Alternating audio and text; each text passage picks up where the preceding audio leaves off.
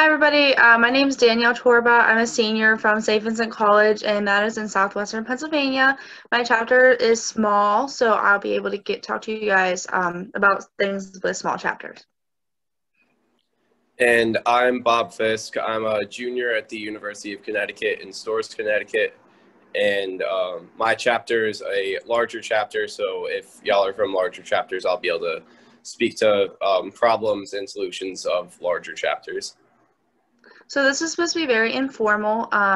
Nothing needs to be, no question is a stupid question, so feel free to ask anything. This is just a conversation for us to have with you guys on some things that we have knowledge about from being council members as well as leaders in our own chapter. So for starters, do you guys want to go around and introduce yourselves? I can call on everybody and tell us what your name is, what year you're in, where you go to school, and if that is a small or large chapter. So Angela, do you want to start? Sure. Yeah, so I'm Angela. I'm from IUPUI in Indianapolis, and we are a large chapter. Hi, everyone. My name is May. I am a junior at CSUMB, and my chapter is pretty small. We had a small induction just recently, so. Awesome. And Anna? My name's Anna. I'm a second year at Cal Poly Pomona, and our chapter is pretty small. Okay, awesome. So we have one large and looks like we have two small. So Bob, what do you want to do? Do you want to go into different rooms and talk to Angela and I could talk to the other two, or? I think we could just keep it as one room. Okay. Because some problems might like overlap between right. small and large. Okay, if we get more people, then maybe we can break out. But So I'm going to open up the floor to you guys to go ahead and just kind of chime in. We'll start by talking about some of the things that happened this semester for your chapter that worked well, and what things you think that, since we went online, maybe some things you can implement later down the road, even if we're not online totally. I think for my chapter, I feel like we were kind of getting a little bit more connected than we were as, if we were in person, because I think being virtual gave everyone the opportunity to, be there, if that makes sense. Like, rather than having to be there in person, they can just be there virtually. But, yeah, we've been having a lot of virtual events, like trivia night, and I think we're having, like, a movie night coming up, so hopefully we have a lot of more people there, too. But Angela, how about your chapter? How's it going with the whole COVID thing?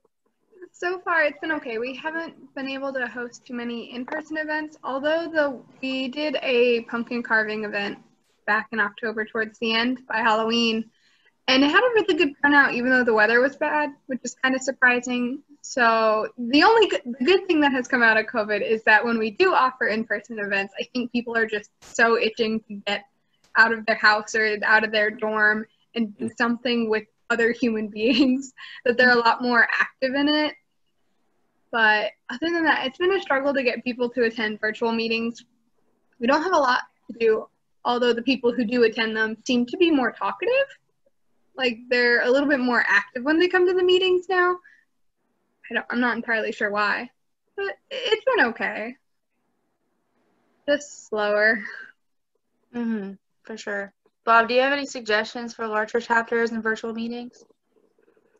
For my chapter, it seems like we have like more engagement in like the online meeting, just because when we're in person, like we only got like probably like 10 people to show up to a meeting. So like it was rough in person, but now it's just like more accessible, so it's easier.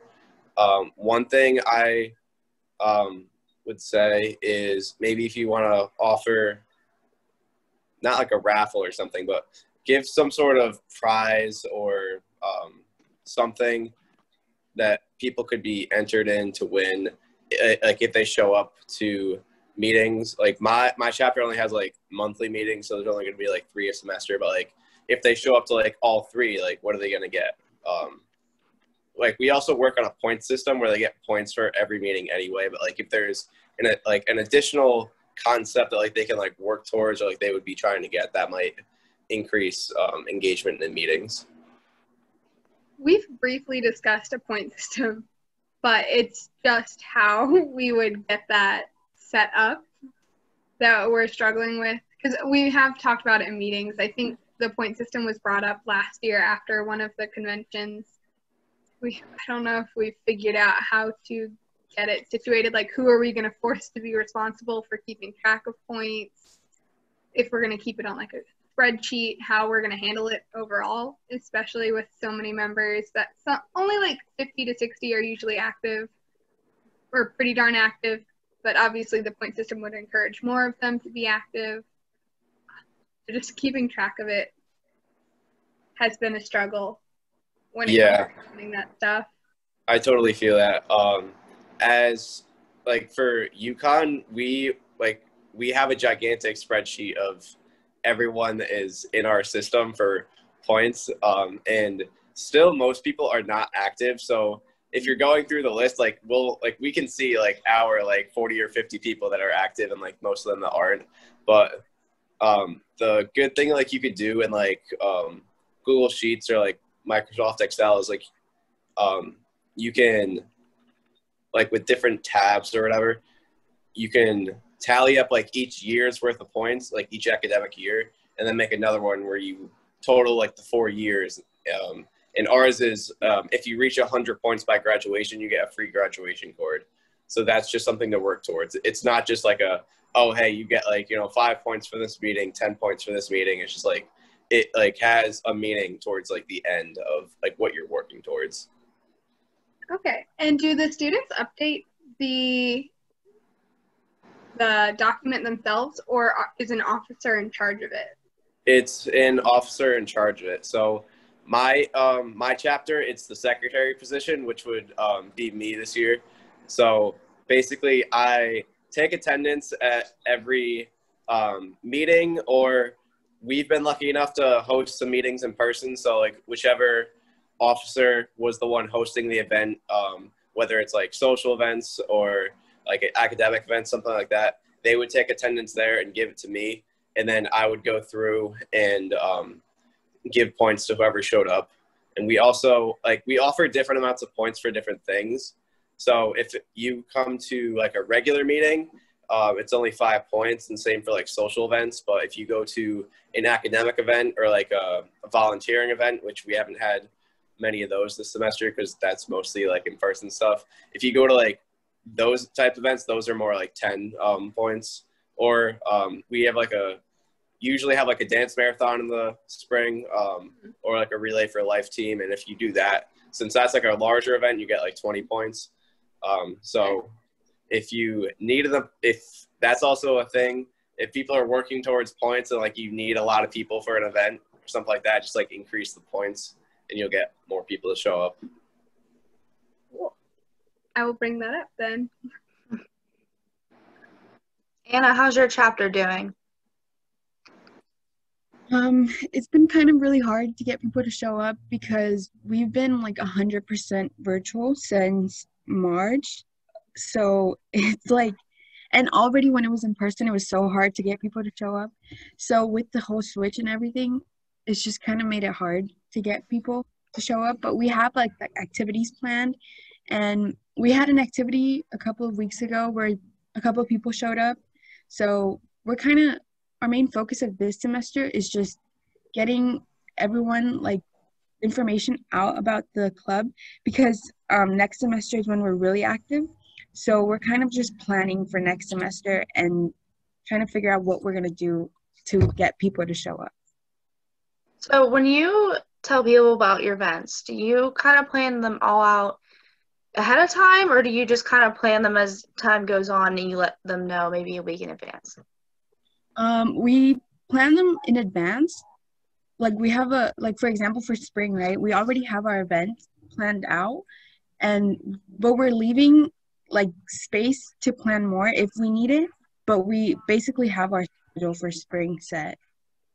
So for your events, do you let your members know about them in advance?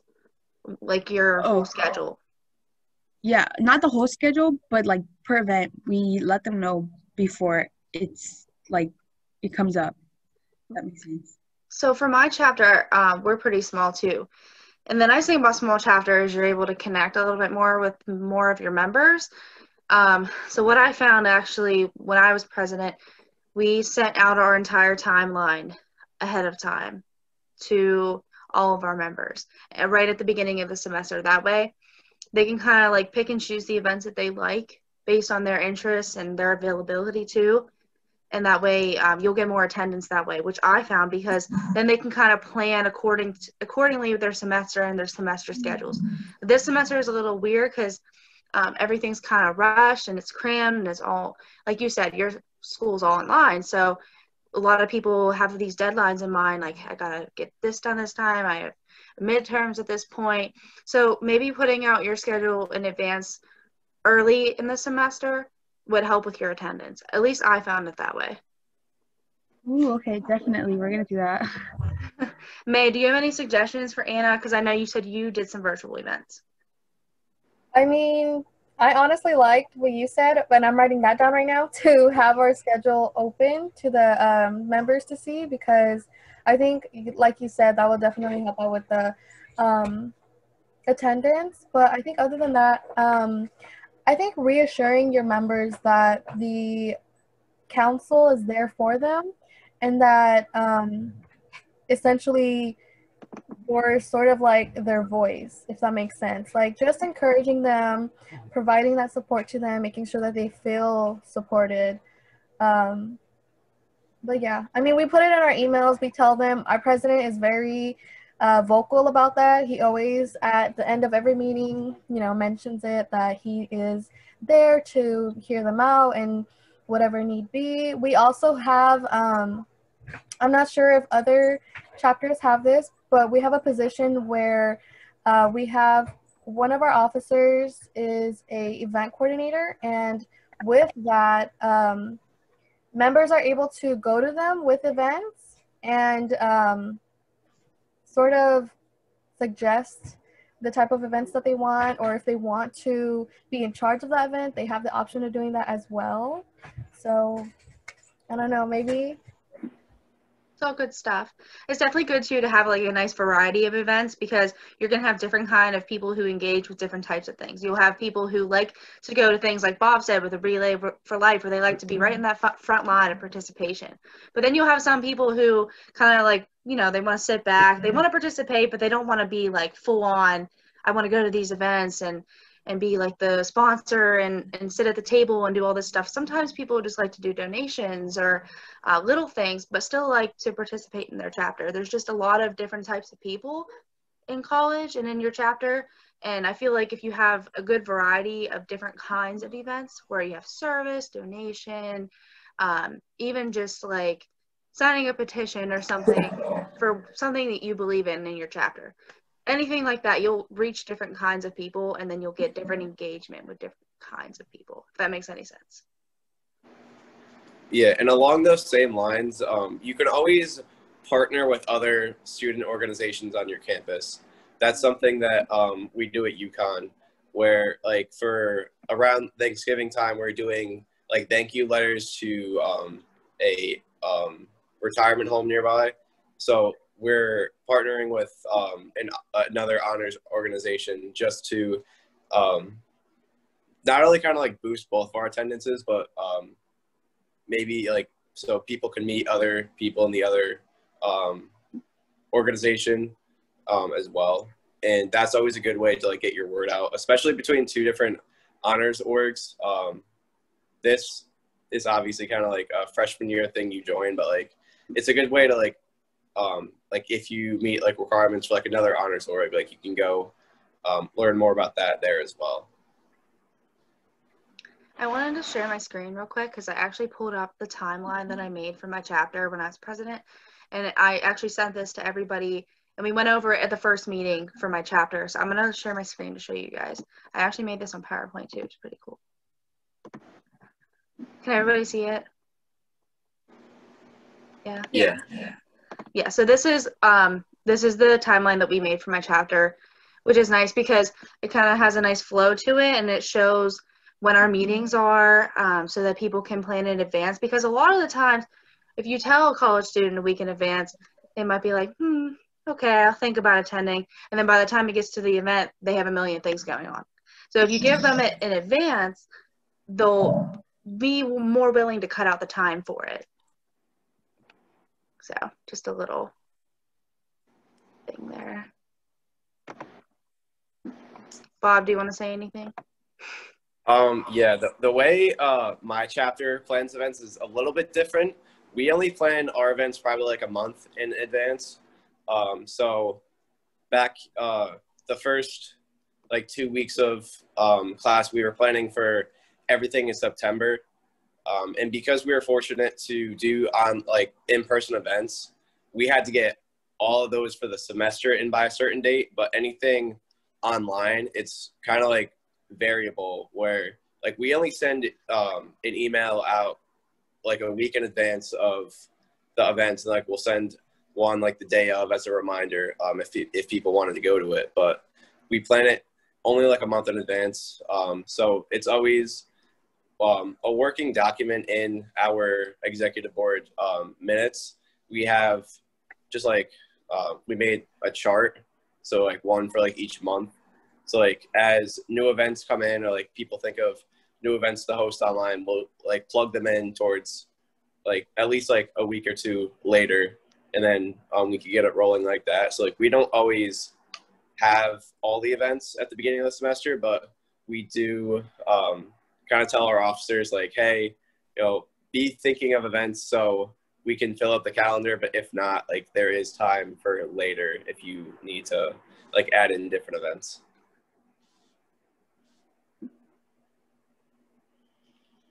Anybody too, feel free to chime in while we're talking. You can say anything that you want. So when do you guys run your induction ceremonies? We usually do it sometime in spring, like in April or March. March? I think it's March. Because I think we have another event in April that we usually plan. That way we can sneak it in and like mention it during the induction ceremony since it's our biggest annual event. Mm-hmm. But yeah, March. May, when's yours? We just had ours. It was I think Friday. Oh, nice. Did you use the little video clip that we made, the council made? No, I didn't know there was a video. Oh, it's okay. Wait, what time was it on Friday? It was at 6. Oh, all right. Only reason I asked is because I did an induction ceremony at 3:00 on Friday. Really? Yeah, from 3 to like 4:30. So I was like, wow, maybe that was the one that I did. I don't know. I don't think so. I know there was 2 different ones on Friday that we had planned, so it might have been the other one, but yeah, I just did one on Friday, and there was like 20 different chapters. Nice. Oh, it's the national one, right? Yeah. Oh, okay, so that's where I was confused. We had our own with our school only, yeah. But that's cool. Yeah, we attended both of the national ones for our group, and they went fine. But our normal in-person one is in spring. Nice. That's what ours usually is too. Oh, mine is the same as Angela, like March. Yeah.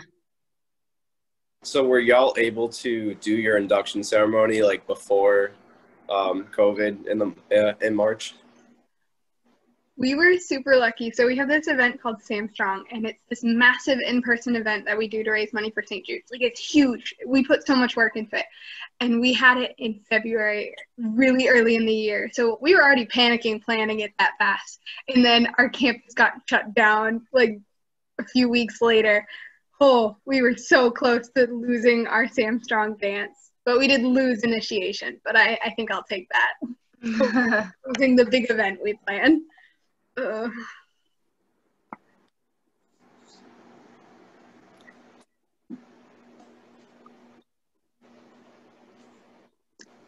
anybody have like any questions about anything? that they want to talk about or bring up. Any, like, think about maybe the reason why you joined this chat, and then think like, I wanted to ask that. Don't be afraid to ask anything. I have a question about everyone's events. Are y'all able to adapt the events that you do in person into online, or have you just been exploring like new options for events? For us, I'll let you go first, May. Thank you. I was gonna say for us, it was a little difficult to adapt our events because I think it was the type of events that we have are more social than it is like having to do with fundraising and stuff like that. So it was a little difficult because we wanted to make sure that students still felt that that connection with each other and being able to build those relationships. But I think with events like escape rooms, we would have an event in person to go to an escape room, but you know, I don't know if y'all know about it, but there are virtual escape rooms. So we did have students participate in that. It was kind of crazy because you know, I think some people are very camera shy or microphone shy, so they don't really want to talk. So there were a lot of moments where there was silence. But I think other than that, we're still trying to develop events that are more social and includes everyone, has everyone participate. But other than that, I think from this chat, like when I first saw or read about it, I was like, oh, maybe they can help out with providing examples of social events or maybe even charitable or fundraising events that can help out. But, yeah.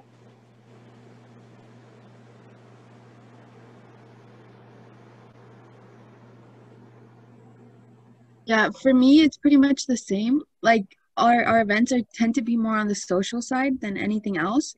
So we have been trying to explore because I feel like being virtual is like a whole world of opportunities in terms of like what you can do. So we've been trying to explore and like trying to cater to what our members want. Like we sent what's it called, a survey at the beginning of the semester to ask like what they wanted, like what events they would want to participate in. So that's kind of what we've been basing our events on. It's like on what they want.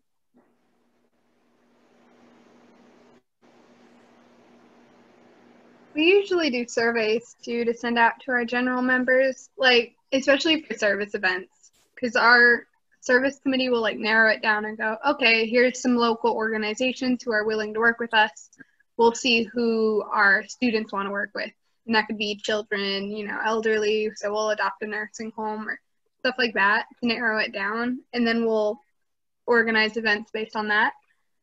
This year, most of our events don't really translate to online. I'd be really interested in knowing how you guys did the virtual escape room. So it sounds like a lot of fun and just something to do online.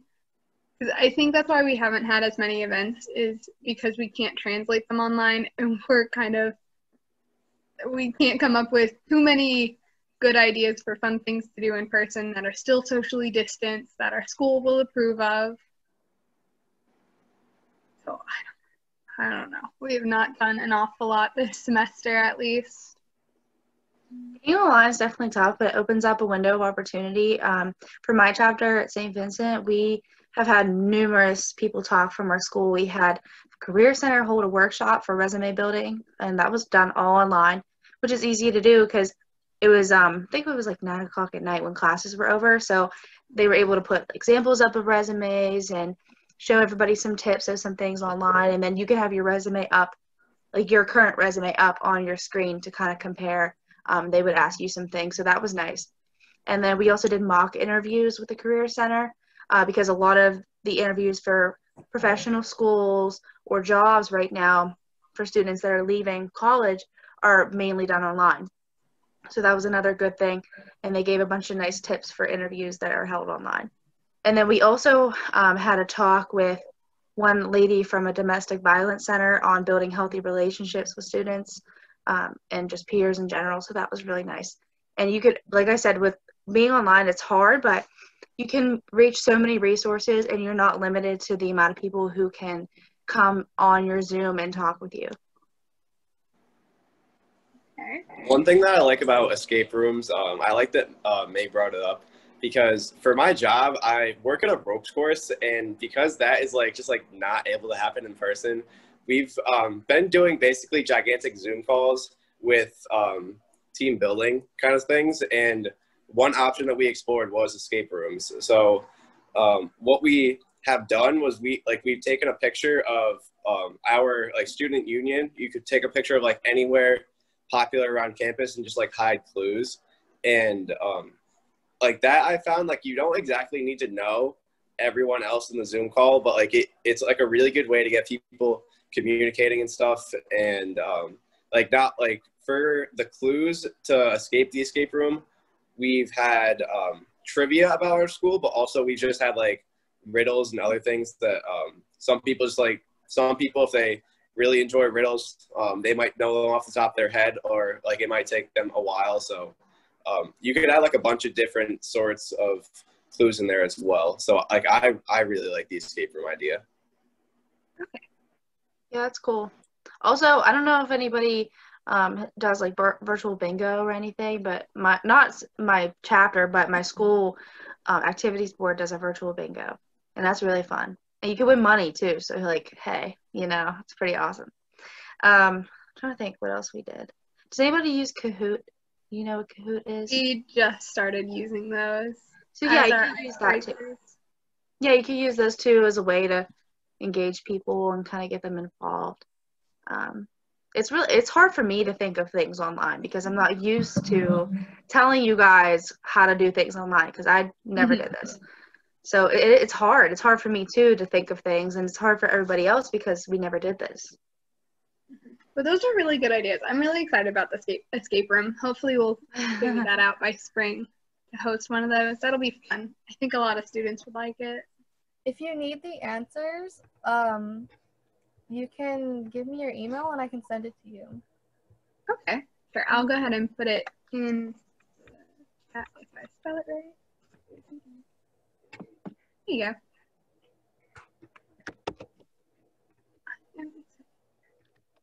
Also, my chapter stole this from Western Michigan University, where I don't know. Did you guys attend the conference at all? Which conference? Yeah, I did. Any of them really, because they always talk about it. They talk about their ALD Tuesday. Have you ever heard of that?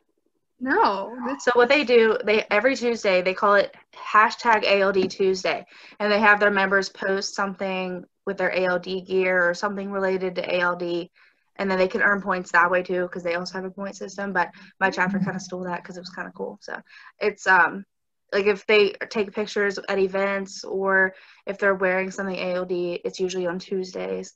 So I mean, you don't have to have it on Tuesday; you can have it like Thursday. But yeah, that was nice too to see people at my campus with ALD stuff on Tuesdays. It was kind of like our day. It's nice. That's cool. We just tried to start something on our social media called Member Mondays, where we like highlight a member who's done something, or we'll talk about them. But the problem is nobody wants to be on social media. Like I guess none of our members are outgoing enough to be on Facebook. So it's been just a hassle trying to get anyone who's willing to be posted on our social media. So maybe that will be a better route to go. Mm-hmm. We'll see. I like that idea. Yeah, social media is definitely a good outlet for your members. Too, also for getting them engaged to know of events. Because I'll be honest, I check my Instagram more than I check my email. So it's easier to see, oh, there's an event. Oh, okay, I'm going to ask my friend if they want to go. Instead of reading my email, Because you can also share it too to your Instagram story or something like that. So, yeah. Bob, you did like had a whole chair for social media, didn't you? Yeah. Yeah. So social media.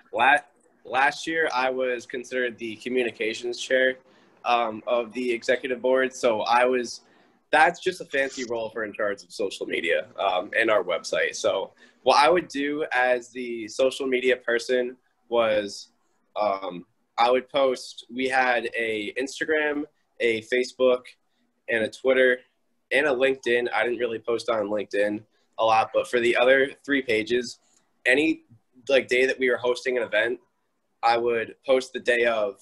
I use a website called Canva, where it's like you could make like posters and stuff. So I would just basically like write in words like, hey, like we have like a meeting today in like this room, this time, that stuff. And like, but like for other events where it's like we have a blood drive, I write that out, but I also attach pictures from the past. And then later in the day, once the event passed, or like the next day, I'd post pictures that we got from like this year's event, and I'd be like, oh, thank you everyone for showing up. We had, you know, a blood drive today, or like a paint night today, or something like that. Just so people can see that we're active. It also helps a lot with when members are deciding whether they want to be a part of ALD or not. I know that there's others honors orgs that are not as active on social media, so that always brings up the question, is it a scam or not? So if you're constantly posting and like people see that you're an active org, it's not really going to be a question to members like, are you a scam? It's like they could go back through and see like everything like you've done in the past years. So it's definitely good to post about it. And if you have multiple social media channels, like Instagram and Facebook, post on both of those. Just because what you use most often for social media doesn't exactly mean it's like everyone's most used. So like I use Instagram a lot more than Facebook, but someone might be like the exact opposite. So that's why I'd always post on both of them. I know we have a social media person somewhere in our organization. I don't know what they're doing at the moment. So I guess we should probably follow up with whoever they are. Check in on them, make sure they're doing okay. We used to have a separate role for social media and then a webmaster. We used to have a website. It has since vanished off the face of the earth. I don't know what happened to it. Like our webmaster, when I was an officer a few years ago, made a brand new website, like set it all up. It was gorgeous. The calendar for it was hooked up to like a Google calendar. So we would just put things in there and it would show up on the website. So students could see what we're doing. And then like the next year it was gone. So we need to figure that out to help with the scheduling setup. Yeah, and that's something that UConn also struggled with. The communications chair before me did not know how to work the website at all. So when I got like trained on how to like be the communications chair, that was kind of left out of the training because there wasn't much to learn. And obviously now that I'm the secretary, I passed communications chair on to someone else. And again, there wasn't really much I was able to say on that. So our website is also, it's still there because it's like a UConn website and it's like a UConn.edu. But It's just like, there's not much there. The only thing I really updated were like, to be accurate on like who holds what officer position. But for every other, like I tried to hook up a calendar to it, but like I had no idea how to do that. So if someone's able to figure it out, like props to them. But mine was basically just like to show that the website isn't like completely like old. Yeah, we had to update it because it was one of those websites from like the 90s, you know, real outdated interface. It's like this thing looked like it was a history website, like really poorly made. So we had to update that. But we had to use one of our computer science students to get help with it. Have you guys focused on any service things? Since there's not a lot of online stuff that I've found, what do you guys do locally for service?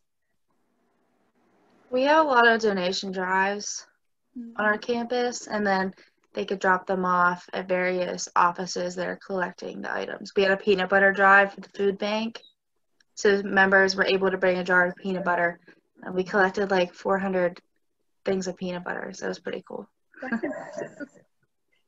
I think we just did a little book drive, but it didn't pan out so well since nobody's on campus. It's hard to get people to come to campus to drop things off. Mm-hmm. So that did not work out. Yeah, the only we've had 2 so far out of like 3 like community service events.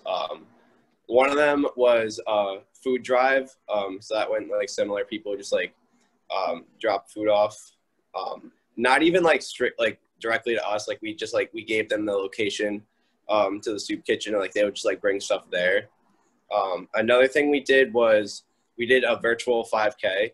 So that we just like spread over the length of like a week, where people fundraised like what they could, and then all of it went to the American Foundation for Suicide Prevention. So that was like our major event. Like we have like one major event per semester. Usually for the fall it's selling pumpkins, but because like that wasn't really feasible this semester, we had to switch to something else. But the 5K actually worked a lot better because you're able to get a lot more participation from your members, because normally we only have like 2 or 3 people at like a table at a time, like selling them to people on campus. But for this, we had, I want to say like 60 or 70 of our members sign up for the 5K. So it was a lot more participation than normal. And it also raised more money than our normal event. So that was also good. And then our other event, I mentioned it a little bit earlier, but it's letters to our elders. And it's basically just like you write like cute little notes to send to like an elderly home nearby. Okay, how does an online 5K work?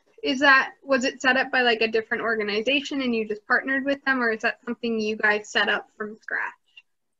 It's something we set up and then partnered with another organization. So the organization that we partnered with is called Positive Tracks. And they basically, they partner with a lot of people doing 5Ks and like other races like that. And they will match any donation that that like your school comes up with.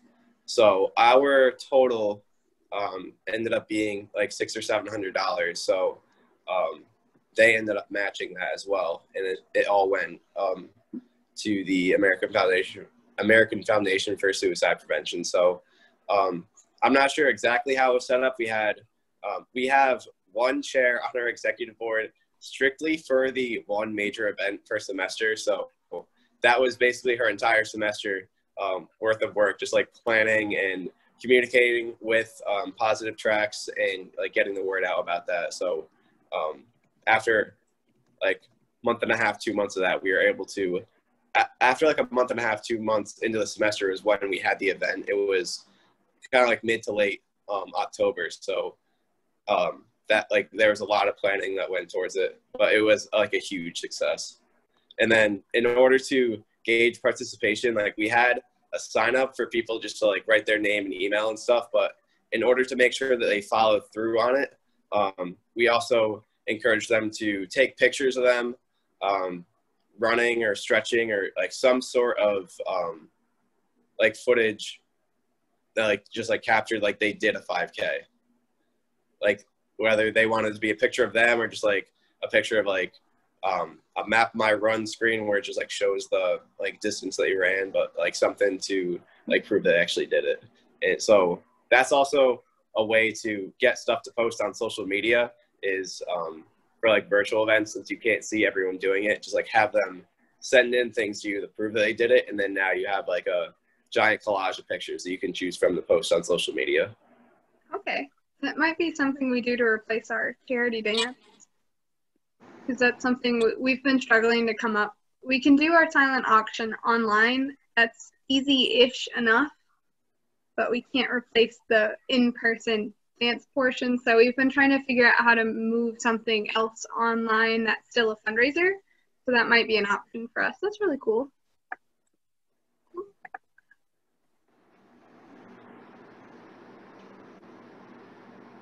You could also do like have you ever seen those things called tip boards?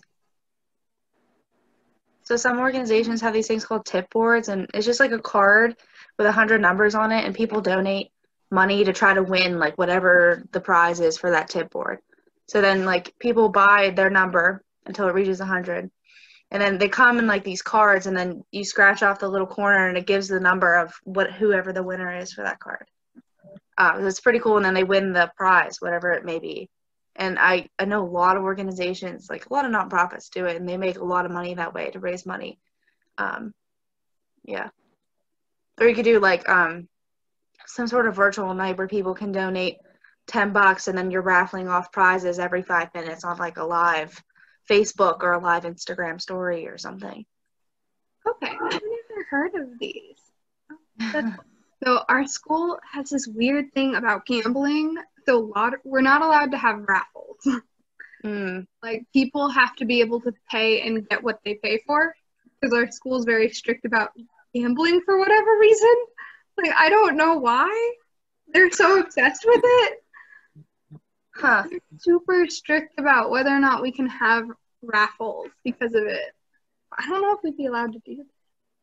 So if you label it as a giveaway instead of a raffle, would that make any difference? Because you could just be like, everyone's donating, and then random people get like a giveaway. We might be able to, because we've been able to wiggle around. As long as we're not telling them we're doing something wrong, we can usually get away with it, like slide under the radar. But obviously, if they ever find out, we could get in a lot of trouble. I don't know. I want to. I'll bring that up. You could be like, donate X amount of money, and then you'll get a virtual, I don't know, virtual something.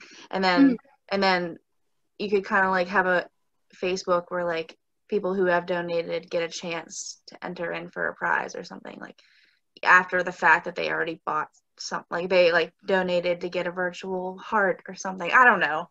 Just like okay, yeah, saying something. I see what you mean. Yeah, we might be able to get away with that one. That's a good way to raise money, you know? I cannot wait to bring these up to our chapter meeting, where our next meeting is in December.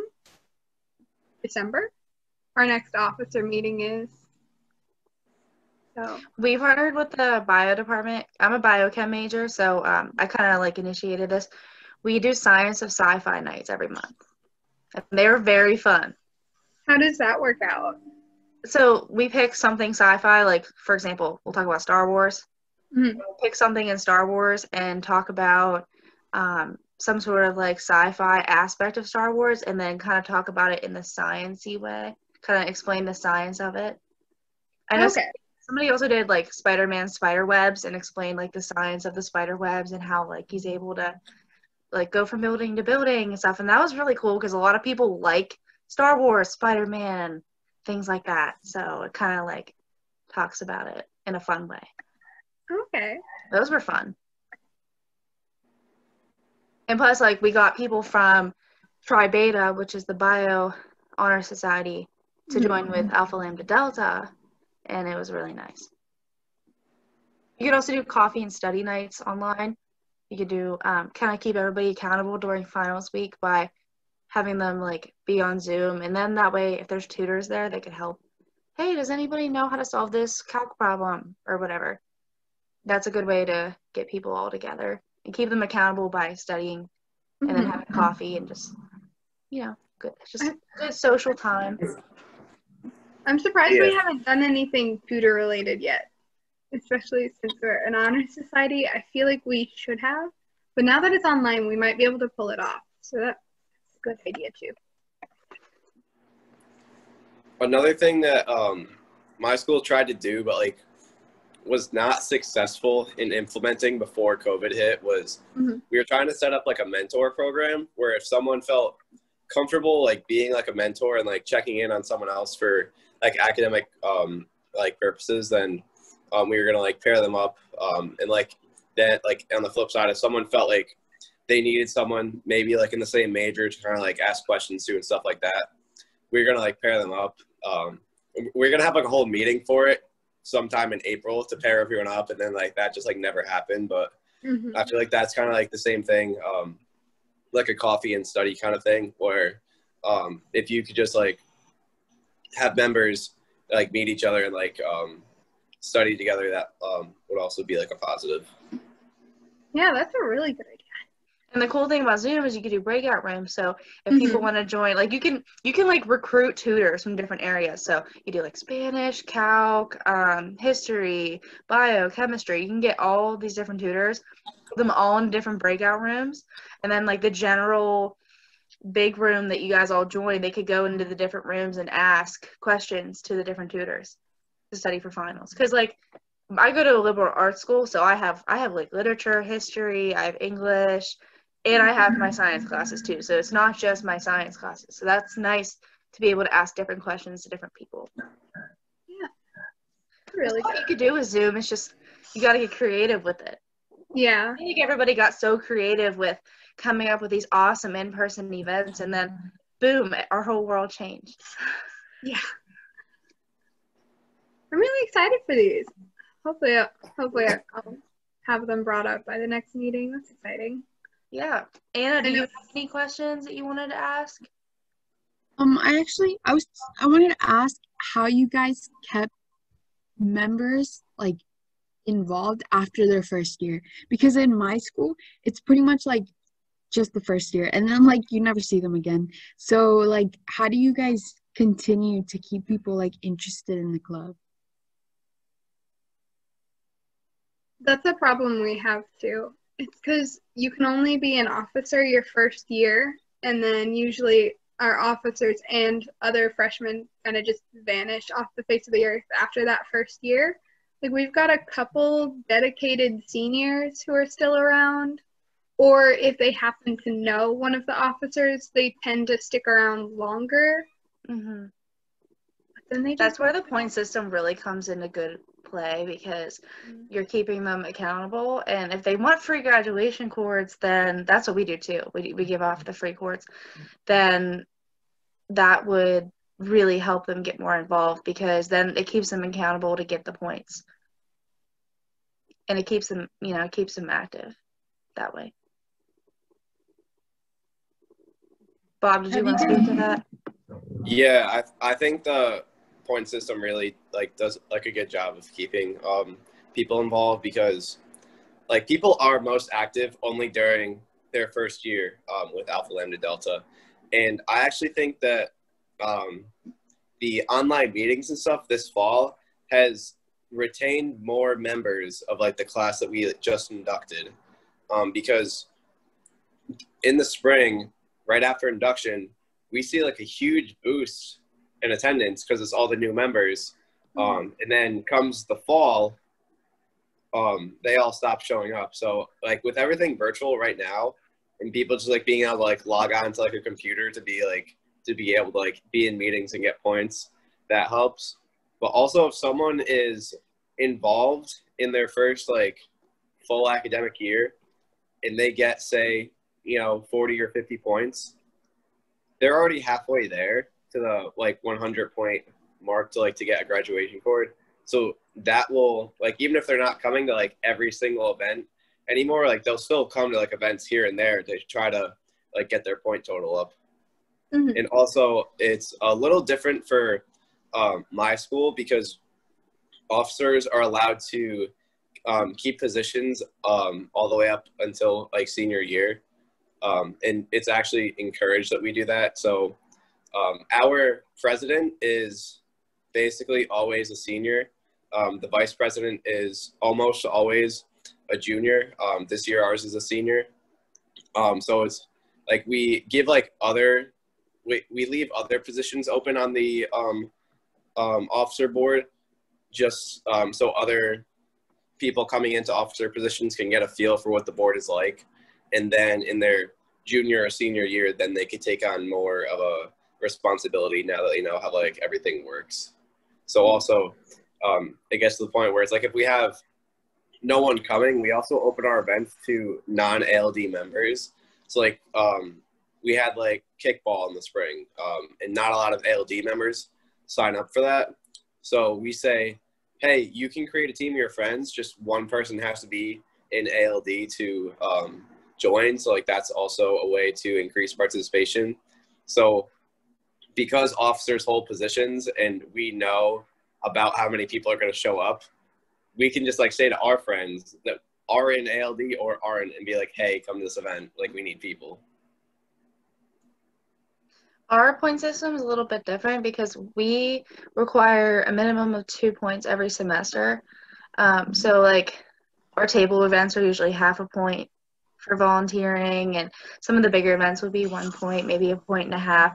And we do it 2 points a semester so that they stay involved in the entirety of from the time they're inducted to the time they graduate, because I feel like, at least for my chapter, because it's small, if we told people that they only had to earn X amount of points by graduation, that they wouldn't be engaged the whole 4 years or whole 3.5 years or whatever it is. Because, I don't know, it just doesn't work for my little chapter. So we've always stuck with the 2 points per semester, but you'll have members that go beyond and above that. And for those members, we offer things called point incentives, where we created these ALD mugs it's a company called Ford Imprint, and we ordered them from there, and they're these nice insulated mugs for members who earn 5 or more points. And then we give the ALD stickers away to members who earn 3 or more points. You can get those ALD stickers right from our page on the National Council's page. So it's just another way to get people to be engaged and more involved, because people like free stuff. I find anyways, people love free stuff, so that's a nice way beyond their points to get them more involved, to try to earn things that they want. But like I said, we do our points by a semester basis, and that helps keep our members involved every semester.